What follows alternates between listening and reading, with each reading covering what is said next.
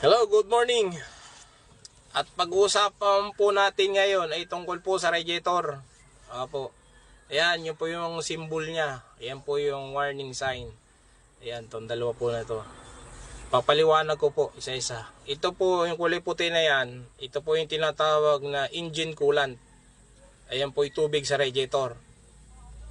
Ayan, yan po ang sign yan. Ito po, nasa taas na may parang nabugahan yung kamay. Ito po, symbol po yan pagka sobrang taas po ng pressure. Yan. Halimbawa po, nag-overheat. Nag-overheat na po ang radiator, ang makina. Huwag nyo pong bubuksan agad.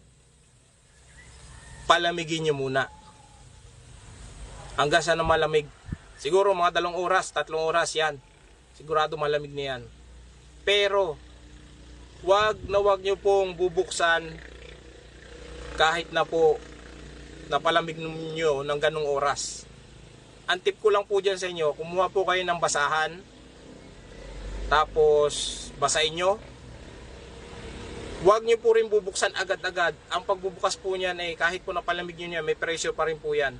Dahan-dahan yung bubuksan, dahan-dahan hanggang po ma-release niya yung pressure na naiwan pa sa loob ng radiator.